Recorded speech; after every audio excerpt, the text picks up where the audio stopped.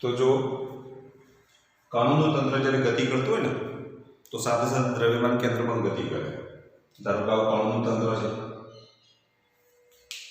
તો કણોનું તંત્ર જ્યારે ગતિ કરતું હોય તો સાથે સાથે દ્રવ્યમાન કેન્દ્ર પણ શું કરતું હોય? ગતિ કરતું હોય છે। તો ધારો કે આ કણોનું તંત્ર છે, આનું દળ m1 લઈએ, આ બીજો કણ છે એનું દળ m2 લઈએ, આ ત્રીજો કણ m3, આ ચોથો કણ m4 અને આવું એક કણોનું તંત્ર છે અથવા તો આ કણ આપણે m વડે દર્શાવીએ અને એનું અહીંયા દ્રવ્યમાન કેન્દ્ર છે RCM। તો જ્યારે કણોનું તંત્ર v જેટલા વેગથી ગતિ કરે એટલે કે એના પ્રત્યેક કણ જ્યારે ગતિ કરતા હોય તો દ્રવ્યમાન કેન્દ્ર પણ શું કરતું હોય? ગતિ કરતું હોય। તો જો દ્રવ્યમાન કેન્દ્ર ગતિ કરતું હોય તો દ્રવ્યમાન કેન્દ્રનો આપણે વેગ શોધવો પડે। હવે દ્રવ્યમાન કેન્દ્રના વેગને આપણે VCM વડે દર્શાવીશું। જો પ્રવેગી ગતિ કરતું હોય તંત્ર તો દ્રવ્યમાન કેન્દ્ર પણ કેવી ગતિ કરે? પ્રવેગી ગતિ કરે। તો પછી આ દ્રવ્યમાન કેન્દ્રનો આપણે શું લેવો પડે? પ્રવેગ શોધવો પડે। તો ACM। આ તંત્ર પર લાગતું બળ કેટલું છે તે બળ શોધવું પડે અને તંત્રનું વેગમાન p કેટલું છે તો p નું મૂલ્ય શોધવું પડે। તો જે તે કણ માટે આપણે કણનો વેગ શોધ્યો હતો, કણ માટે આપણે પ્રવેગ શોધ્યો હતો, કણ પર લાગતા બળની વાત કરી હતી, કણનું વેગમાન શોધ્યું હતું। એ જ રીતે આવું જો કણોનું તંત્ર જો આપેલું હોય, જો કણોનું તંત્ર આપેલું હોય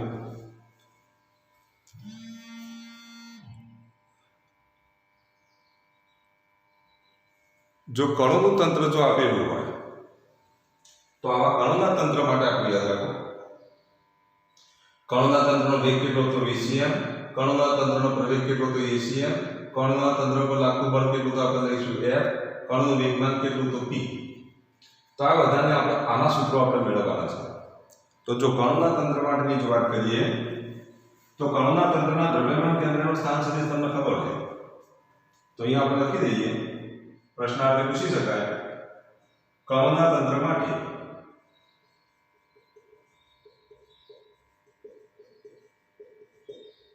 દ્રવ્યમાન કેન્દ્રનો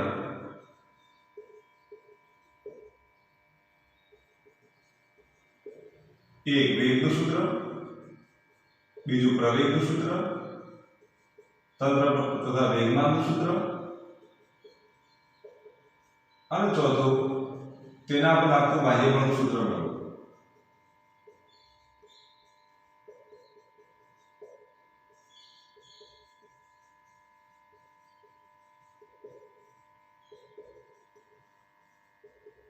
તો કણોના તંત્ર માટે દ્રવ્યમાન કેન્દ્રના વેગનું સૂત્ર મેળવવાનું છે, પ્રવેગનું સૂત્ર મેળવવાનું છે, તેના પર લાગતું વેગમાન અને તથા બાહ્ય બળનું સૂત્ર મેળવો। તો જો કણોના તંત્ર માટેની જો વાત કરીએ તો કણોનું તંત્ર n કણનું બનેલું છે। તો એના દળ લઈએ કે ધારો કે કણોના તંત્ર માટે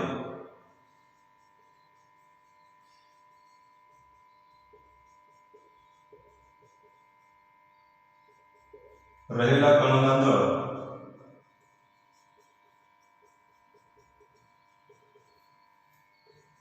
આપણે ધારી લઈએ m1, m2 dash dash dash up to mn છે તથા તેમના સ્થાન સદિશો।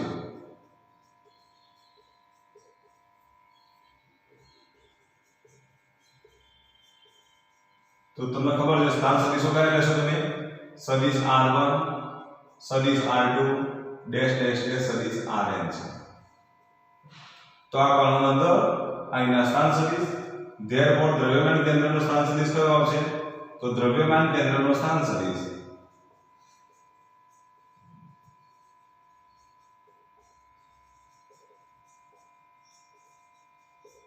તો દ્રવ્યમાન કેન્દ્ર આ બોલો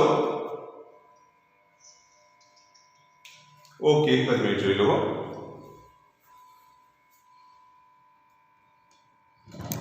હવે દેખાય છે? હવે તો જો દ્રવ્યમાન કેન્દ્રનો સ્થાન સદિશ જો આપણે લખીએ તો શું લખીએ? દ્રવ્યમાન કેન્દ્રનો સ્થાન સદિશ RCM બરાબર શું લખાય બોલો? m1 r1 વત્તા m2 r2 વત્તા ડેશ ડેશ ડેશ વત્તા શું લખીશું? mn rn ભાગ્યા તંત્રનું કુલ દળ કેટલું તો કેપિટલ M. તંત્ર M1 વત્તા M2 વત્તા Mn ની જગ્યાએ હું કેપિટલ M લખી દઉં તો કેપિટલ M. આ M ના બરાબર M ના બાજુ લઈ જઈએ.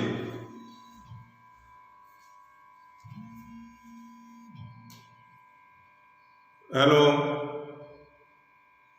હા હા તો છે ને કયા સમો આવી છે ને નથી આવી આ તારા ફોનના લીધે મારું બધું આખું ડિસ્ટર્બ થઈ ગયું. હું તો જો લિંકમાંથી બહાર નીકળી ગયો. ચાલુ લેક્ચર ચાલુ હોય તો હા તો મોકલું ચલો.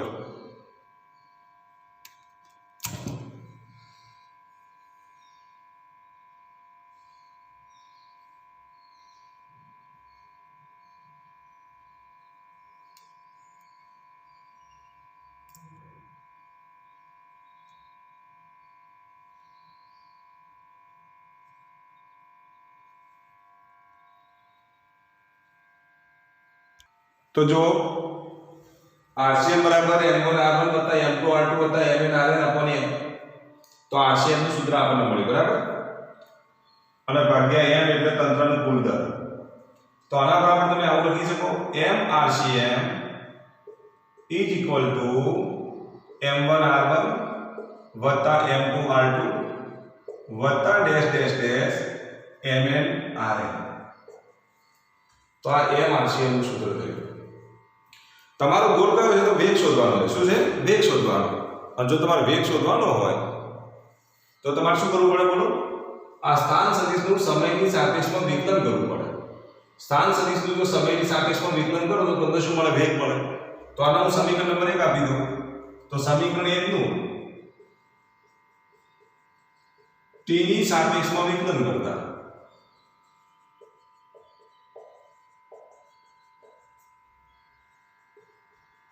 તો વેગ મેળવવા માટે આપણે શું કરવું પડે? t ની સાપેક્ષમાં વિકલન કરવું પડે. તો સમીકરણ 1 નું t ની સાપેક્ષમાં વિકલન કરીએ તો જો m અચળ RCM નું વિકલન તો શું લખીશું? d/dt RCM is equal to m1 અચળ d/dt સ્થાન સદિશનું સમયની સાપેક્ષમાં વિકલન એટલે r1 વત્તા m2 અચળ d/dt સ્થાન સદિશ r2 નું વિકલન કરીએ તો d/dt r2 વત્તા ડેશ ડેશ ડેશ mn અચળ d/dt અહીંયા શું લખીશું? r. તો જો m અચળ સ્થાન સદિશનું સમયની સાપેક્ષમાં વિકલન કરો તો RCM નું સમયની સાપેક્ષમાં વિકલન કરી દીધું. m1 અચળ r1 નું વિકલન, m2 અચળ r2 નું વિકલન, mn અચળ rn નું વિકલન. તો જો અહીંયા જરા સ્થાન સદિશનું સમયની સાપેક્ષમાં વિકલન કરવામાં આવે તો શું મળે? વેગ મળે. તો આ દ્રવ્યમાન કેન્દ્રનો સ્થાન સદિશ છે, અને જો દ્રવ્યમાન કેન્દ્રનો સ્થાન સદિશ હોય તો તેનું સમયની સાપેક્ષમાં વિકલન કરવાથી આપણને શું મળે? દ્રવ્યમાન કેન્દ્રનો વેગ મળે. અને દ્રવ્યમાન કેન્દ્રનો વેગ મળે તો અહીંયા m RCM ની જગ્યાએ શું લખીશું? VCM બરાબર જો લખીએ તો m1 r1 નું સમયની સાપેક્ષમાં વિકલન કરીએ તો શું મળશે? v1 એટલે કે પહેલા કણનો વેગ મળે વત્તા m2 r2 નો જો સમયની સાપેક્ષમાં વિકલન કરીએ તો વેગ મળશે v2 વત્તા ડેશ ડેશ ડેશ અહીંયા mn rn નું સમયની સાપેક્ષમાં વિકલન કરવાથી શું મળે? તો vn મળે. તો m VCM બરાબર m1 v1 વત્તા m2 v2 વત્તા શું લખીશું? mn vn લખાય. શું લખાય? mn vn. તો અહીંયા આપણે VCM નો કરતા બનાવીએ તો VCM બરાબર આ m ના બરાબર લઈ જઈએ તો 1/m શું લખીશું? m1 v1 વત્તા m2 v2 વત્તા ડેશ ડેશ ડેશ અહીં શું લખીશું? mn vn. તો આ જે સૂત્ર મળ્યું એ દ્રવ્યમાન કેન્દ્રના વેગનું સૂત્ર મળ્યું. આ જે સૂત્ર જે છે એ દ્રવ્યમાન કેન્દ્રના સ્થાન સદિશનું સૂત્ર છે. તો જો અહીંયા RCM છે તો m1 r1 વત્તા m2 r2 વત્તા mn rn ભાગ્યા m. અહીંયા VCM છે તો m1 v1 વત્તા m2 v2 વત્તા mn vn ભાગ્યા શું આવશે? m આવશે.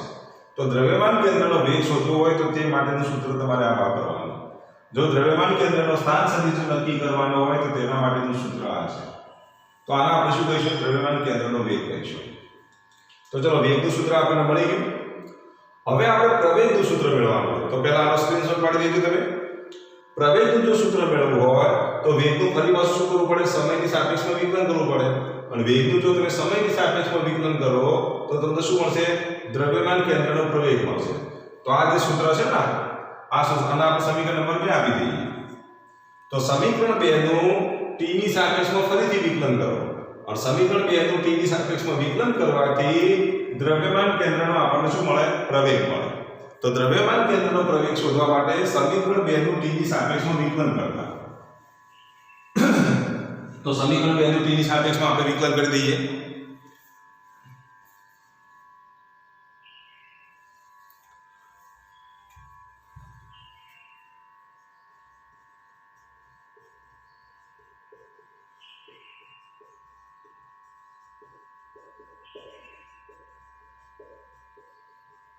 तो चलो समीकरण 2 નું t ની સાપેક્ષમાં વિકલન વાળું પદ તમે જાતે લખવાનો પ્રયત્ન કરો. પહેલા સમીકરણ 1 નું t ની સાપેક્ષમાં વિકલન કરવાથી આ રીતે લખાય. તો આ સમીકરણ 2 છે. તો આ સમીકરણ 2 નું t ની સાપેક્ષમાં વિકલન કરવા વાળું પદ આના પછીનું પદ તમે જાતે લખો. તો m/VCM બરાબર m1 સદિશ v1 m2 સદિશ v2 mn સદિશ vn નું t ની સાપેક્ષમાં વિકલન કરો. એટલે આપણને શું મળશે? પ્રવેગ મળશે. શું મળશે? વેગનું સમયની સાપેક્ષમાં વિકલન કરવાથી શું મળે? તંત્રનો પ્રવેગ મળે. એટલે કે દ્રવ્યમાન કેન્દ્રનો પ્રવેગ મળે.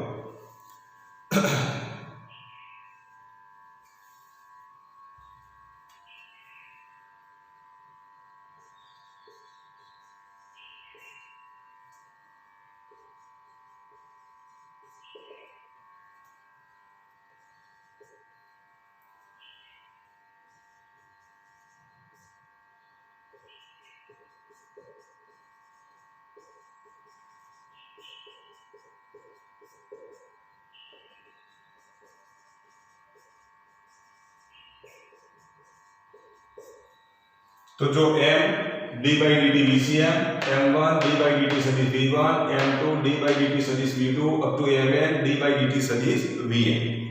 એના પછીનું સ્ટેપ તમે જાતે લખો. ચાલો તો આના પછીનું સ્ટેપ કયું આવશે? તો VCM નું સમયની સાપેક્ષમાં વિકલન કરો. વેગનું સમયની સાપેક્ષમાં વિકલન કરો તો શું મળે? પ્રવેગ મળે. તો દ્રવ્યમાન કેન્દ્રનો પ્રવેગ મળશે અહીં આપણને. તો m/ACM बराबर m1 वेगનું સમયની સાપેક્ષમાં વિકલન કરીએ તો શું મળશે? પ્રવેગ મળશે a1 m2 v2 નું સમયની સાપેક્ષમાં વિકલન કરીએ તો શું મળશે? a2 વત્તા ડેશ ડેશ ડેશ અહીંયા શું લખીશું? mn અને vn નું સમયની સાપેક્ષમાં વિકલન કરીએ તો શું મળશે? an. તો m/ACM બરાબર m1 a1 વત્તા m2 a2 વત્તા શું લખીશું? mn an.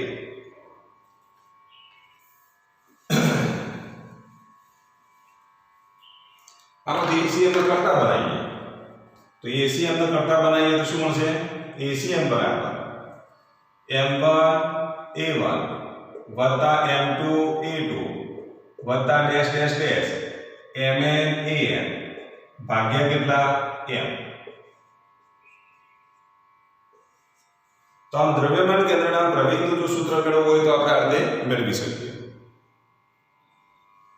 तो આપણને શું મળશે? દ્રવ્યમાન કેન્દ્રના પ્રવેગનું સૂત્ર ACM બરાબર 1/n m1 a1 m2 a2 mn an વત્તા શું થશે? mn an. તો આ દ્રવ્યમાન કેન્દ્રના પ્રવેગનું સૂત્ર છે.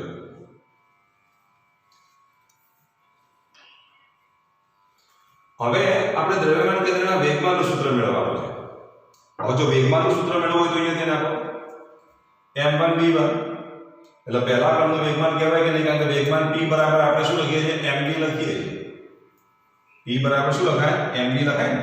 તો m1 v1 એટલે અહીંયા p1 થઈ જશે. m2 v2 એટલે શું થશે? p2 થશે. mn vn એટલે શું થશે? pn થશે. એટલે સમીકરણ 2 ની અંદર m1 v1 ની જગ્યાએ આપણે p1 લખી દઈએ. m2 v2 ની જગ્યાએ બીજા ક્રમનું વેગમાન લખીશું. mn vn એટલે n માં ક્રમનું વેગમાન. અને આ બધા વેગમાનોનો સરવાળો કરવાથી તંત્રનું કુલ વેગમાન મળે. શું મળે? તંત્રનું કુલ વેગમાન મળે. તો આ જે સૂત્ર મળ્યું એ દ્રવ્યમાન કેન્દ્રના પ્રવેગનું સૂત્ર મળ્યું. હવે આને હવે તો સમીકરણ નંબર 3 આપી દઈએ. હજુ સમીકરણ 2 પરથી જ ફરી લખીએ છીએ આપણે. તો સમીકરણ 2 માં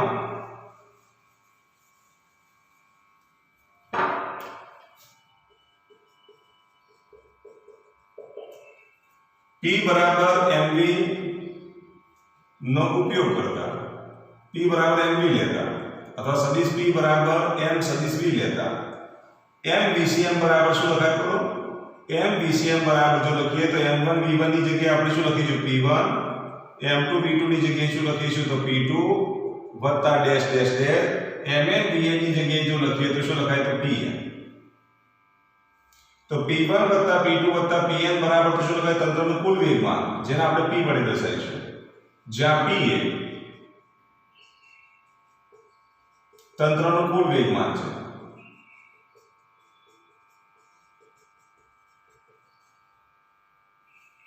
તો કહેવાનો મતલબ કે તંત્રનું જો વેગમાન શોધવું હોય તો m VCM તમારા દ્રવ્યમાન કેન્દ્રનો વેગ શોધી કાઢવાનો. તંત્રનો દળ જો તમે જાણતા હોય, દ્રવ્યમાન કેન્દ્રનો વેગ જાણતા હોય તો તેના પરથી તમને તંત્રનું કુલ વેગમાન મળે. તો તંત્રનું કુલ વેગમાન P બરાબર m VCM લખાય. તો તંત્રનું કુલ વેગમાન P બરાબર m VCM થાય. અને જો તમને કુલ વેગમાન આપેલું હોય તો તેના પરથી તમે દ્રવ્યમાન કેન્દ્રનો વેગ પણ શોધી શકો. એટલે કે VCM બરાબર જો લખીએ તો P/m થાય. તો આ સૂત્રની મદદથી તમે દ્રવ્યમાન કેન્દ્રનો વેગ પણ શોધી શકો. જો દ્રવ્યમાન કેન્દ્રનો વેગ આપેલો હોય તો તંત્રનું કુલ વેગમાન પણ શોધી શકાય. તો આ રીતે તમે વેગમાન શોધી શકો. તો વેગમાન શોધવા માટેનું સૂત્ર થયું. ત્યાર પછીની વાત કરીએ તો તેના પર લાગતા બાહ્ય બળનું સૂત્ર મેળવો. તો જો બાહ્ય બળનું જો સૂત્ર વાપરવું હોય તો અહીંયા જો m1 તો ન્યૂટનના ગતિનો કયો નિયમ કહેવાય? તો ન્યૂટનના ગતિનો બીજો નિયમ છે. ન્યૂટનના ગતિના બીજા નિયમ મુજબ m1 ની જગ્યાએ તમે શું લખી શકો? પહેલા કણ ઉપર લાગતું બળ. m2 a2 ની જગ્યાએ તમે શું લખશો? બીજા કણ ઉપર લાગતું બળ. m1 an ની જગ્યાએ શું લખાય બોલો? n માં કણ ઉપર લાગતું બળ. તો આ સૂત્રનો તમે ઉપયોગ કરી m1 a1 ની જગ્યાએ f1 લખી દો, m2 a2 ની જગ્યાએ f2 લખી દઈએ, mn an માટે શું લખીશું? fn લખીશું.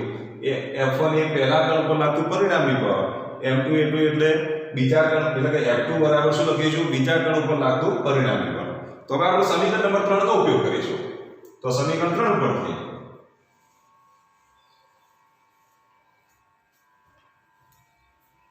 તો સમીકરણ 3 માં F બરાબર m લેતા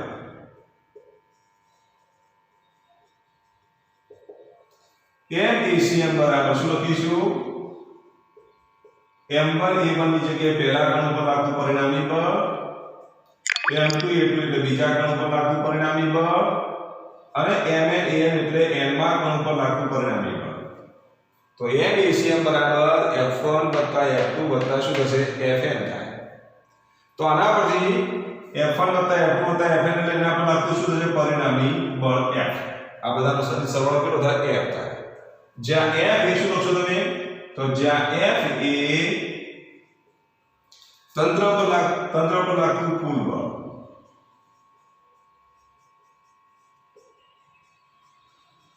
તો તંત્ર પર લાગતું કુલ બળને આપણે f વડે દર્શાવીશું. તો અહીંયા આપણને સૂત્ર આવું મળે: m ACM બરાબર f.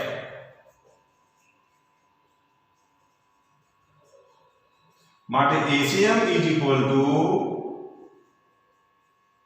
સદિશ f/m.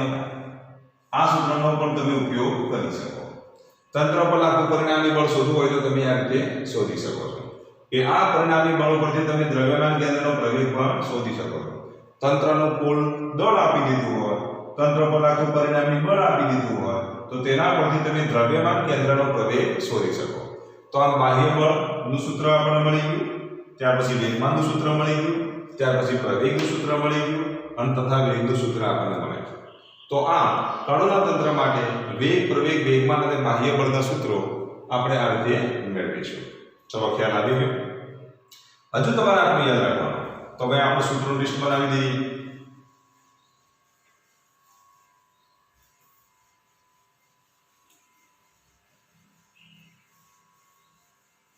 તો તો જો કણોના તંત્ર માટે આટલા સૂત્રો તો યાદ રહેવા જ જોઈએ, કારણ કે દાખલામાં જરૂર પડશે. તો કણોના તંત્ર માટે એક સૂત્ર કયું આવશે? આરસીએમ નું. આરસીએમ નું સૂત્ર કયું? તો m1r1 m2r2 dash dash dash mnrn ભાગ્યા n, એટલે કુલ દળ. બીજું સૂત્ર કયું આવશે? તો VCM. VCM માં શું લખીશું? m1v1 m2v2 dash dash dash mnbn ભાગ્યા n. ત્રીજું સૂત્ર આવશે ACM. ACM બરાબર શું લખીશું? m1a1 m2a2 dash dash dash mnan ભાગ્યા શું આવશે? m. ચોથું સૂત્ર જો લખીએ તો કુલ વેગમાન p બરાબર mvcm. અને પાંચમું સૂત્ર યાદ રાખો, સદિશ f એટલે કે લાગતું પરિણામી બળ F બરાબર MACM. હવે જો અહીંયા ધ્યાન આપો, અહીંયા p બરાબર શું લખીએ? mvcm લખીએ તો આ પછી એક સૂત્ર મળશે. જો p બરાબર જો લખીએ તો શું લખાય? mvcm. બંને બાજુ આપણે વિકલન કરીએ તો dp/dt, તો અહીંયા શું આવશે? dp/dt બરાબર m, અહીંયા જો વિકલન કરીએ તો d/dt vcm. બંને બાજુ સમયની સાપેક્ષમાં વિકલન કરીએ તો વેગમાનનું સમયની સાપેક્ષમાં વિકલન એટલે dp/dt. દળ અચળ દ્રવ્યમાન કેન્દ્રના વેગનું સમયની સાપેક્ષમાં વિકલન એટલે d/dt vcm. dp/dt એટલે આપણો ન્યૂટનના ગતિનો કયો નિયમ થયો બોલો? તો ન્યૂટનના ગતિનો બીજો નિયમ. dp/dt ની જગ્યાએ શું લખીશું? f. તમને ખબર છે કે વેગમાનનો સમયના સાથે થતા ફેરફારના સમય દરમિયાન મૂલ્ય કેટલું હોય તો બળ જેટલું હોય. તો અહીંયા m VCM નું સમયની સાપેક્ષમાં વિકલન કરીએ તો શું મળશે? ACM. તો આમ ચોથા સૂત્ર પરથી પાંચમું સૂત્ર આ રીતે પણ મળી શકે. તો P બરાબર mVCM જો આપેલ હોય તો તેના પરથી F બરાબર ma લખાય. જે કણ માટે આપણે જે રીતે લખતા હતા, કણની અંદર આપણે ખબર છે કે P બરાબર mv હતો કણ માટેની વાત કરીએ તો અહીંયા આપણે વિકલન કરતા હતા dp/dt. દળ જો અચળ રહેતું હોય તો અહીંયા dv/dt. dv/dt એટલે શું થાય? પ્રવેગ. dp/dt એટલે બળ, એટલે F બરાબર શું લખાય? ma લખાય. આવું આપણે કણ માટે ભણી ચૂક્યા. ચેપ્ટર નંબર 5 ની અંદર ન્યૂટનના ગતિનો બીજો નિયમ ભણી ચૂક્યા. તો ન્યૂટનના ગતિના બીજા નિયમ અનુસાર જો લખીએ તો આનું વિકલન કરીએ તો dp/dt, તંત્રનું દળ અચળ, વેગનું સમયની સાપેક્ષમાં વિકલન કરીએ તો VCM d/dt VCM. VCM ની જગ્યાએ શું લખાય? ACM લખાય. dp/dt ની જગ્યાએ આપણે શું લખીશું? F લખીશું. તો આમ આના પરથી પણ આ સૂત્ર મળે છે. તો આમ કણોના તંત્ર માટે આટલા સૂત્રો તમને આવડવા જોઈએ, બરાબર? આને અનુલક્ષીને દાખલા પૂછી શકાય તો તમને એટલું આવડવું જોઈએ. તો જો આને અનુલક્ષીને કેવા પ્રકારના દાખલા પૂછાય એની આપણે વાત કરીએ.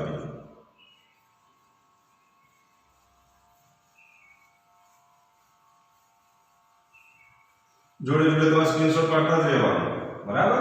લખવાનો ટાઈમ આપણો બચી જાય. જો અહીંયા ધ્યાન આપો, ત્રણ કણોના તંત્ર માટે આવો એક્ઝામ્પલ ઉપર, ત્રણ કણોના તંત્ર માટે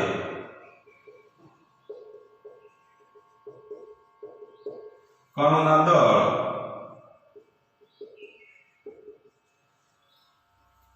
બે કેજી,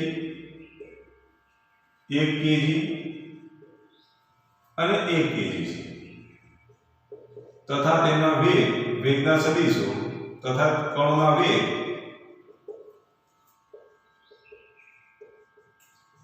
(211 મીટર પ્રતિ સેકન્ડ) અનુક્રમે 211 મીટર પ્રતિ સેકન્ડ, 102 મીટર પ્રતિ સેકન્ડ અને 31 - 1 મીટર પ્રતિ સેકન્ડ છે. તો તેના દ્રવ્યમાન કેન્દ્રનો વેગ શોધો.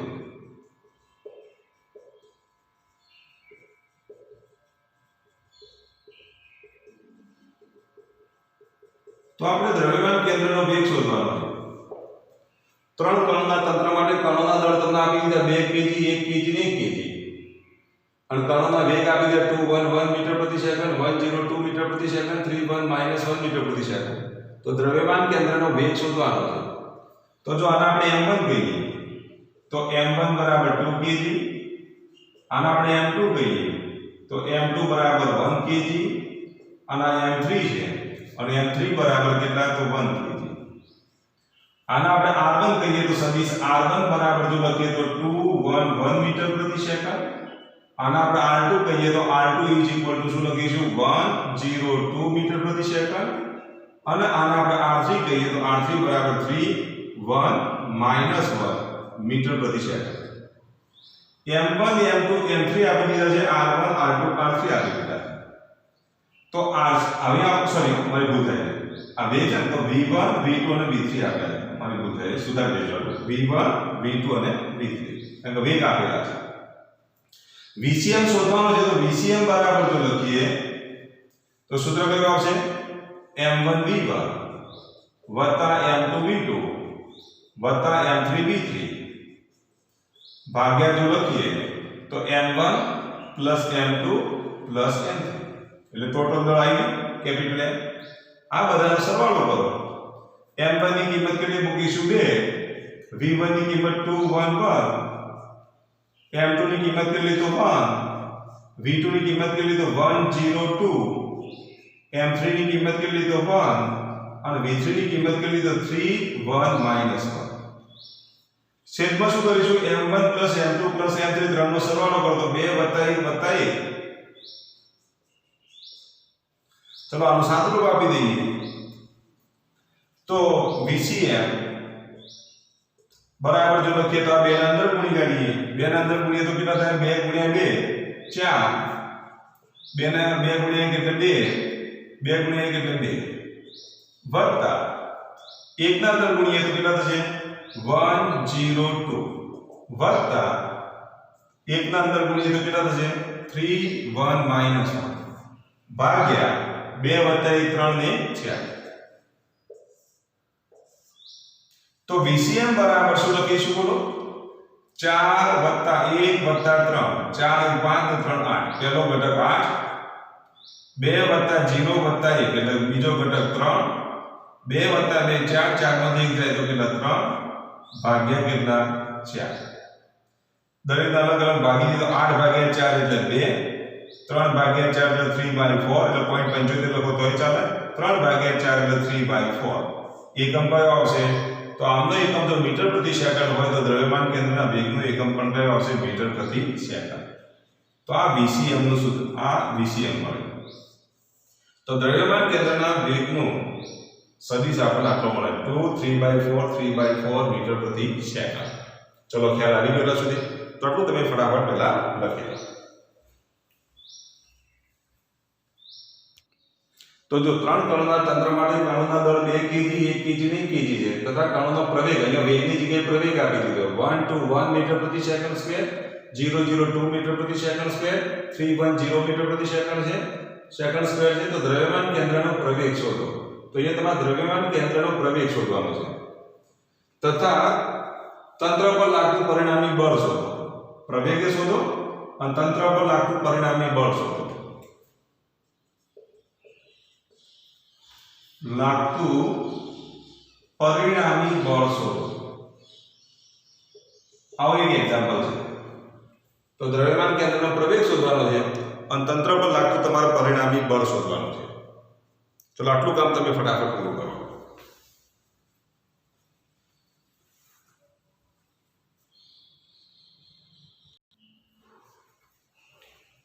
ચલો પ્રવેગ શોધી કાઢ્યો. તો પ્રવેગ શોધો તંત્ર કેટલો આવે બોલો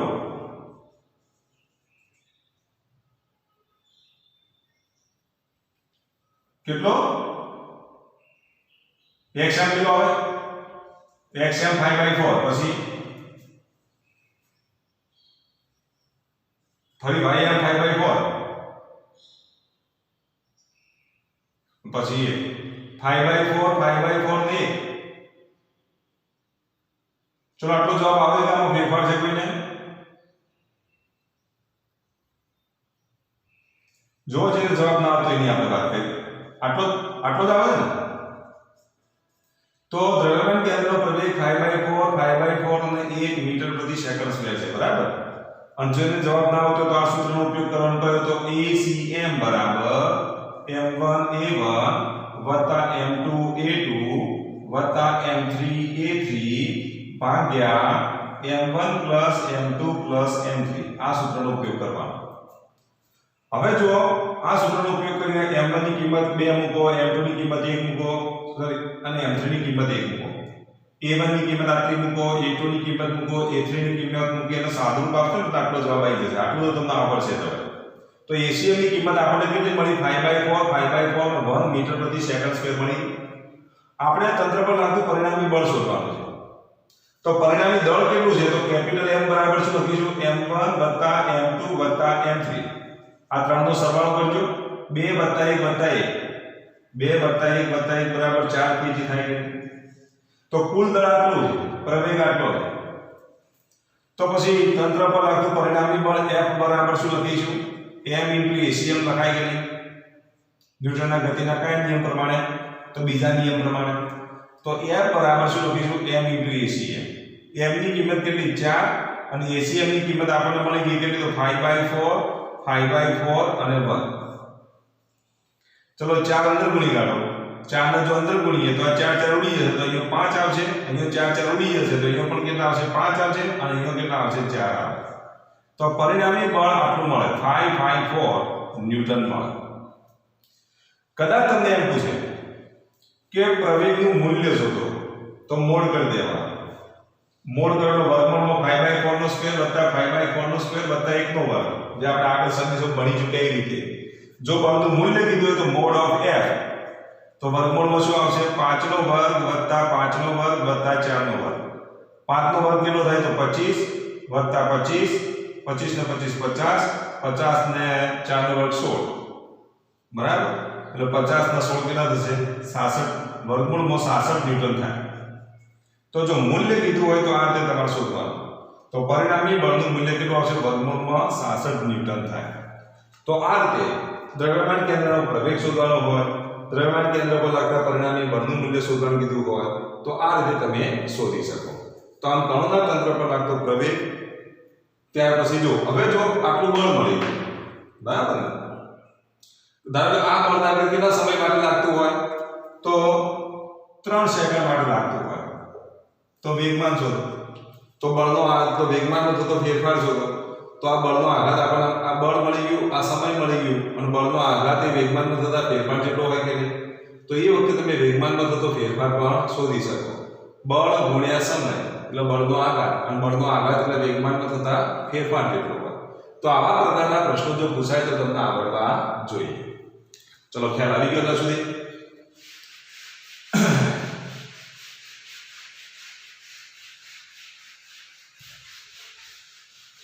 હવે જો આટલું યાદ રાખો કણોનું જે તંત્ર જે છે આ ખાસ યાદ રાખજો આ કણોનું તંત્ર છે હવે એક કણ દળ m1 બીજાનું દળ m2 આ ત્રીજો કણ છે એનું દળ m3 અહીંયા ચોથો કણ આપણે લઈએ તો m4 હવે જો અહીંયા ધ્યાન રાખો એક કણ બીજા કણ પર શું લગાડે બળ લગાડે આકર્ષણ પ્રકારનું બળ લગાડે ગુરુત્વાકર્ષણ બળમાં આપણે ભણી ચૂક્યા કે પૃથ્વી એમ દળના પદાર્થ પર બળ લગાડે એક પદાર્થ બીજા પદાર્થ પર બળ લગાડે તો એક બીજા પર જે પદાર્થ બળ લગાડે ને એ કેવા પ્રકારના હોય આકર્ષણ પ્રકારના બળ હોય ગુરુત્વાકર્ષણ બળ હોય અને એના આપણે આંતરિક બળો કહીશું ધારો કે આ બે કણો માટેની જો વાત કરીએ ને તો પહેલો કણ બીજા કણ ઉપર જેટલું બળ લગાડે એટલો જ બીજો કણ પહેલા કણ ઉપર બળ લગાડે પહેલો કણ બીજા કણ ઉપર જે બળ લગાડે છે અને બીજો કણ પહેલા કણ ઉપર જે બળ લગાડે છે એ બળોને આપણે આંતરિક બળો કહીશું તો કણોના તંત્રની અંદર બે પ્રકારના બળો લાગે કયા બળો લાગે આંતરિક બળો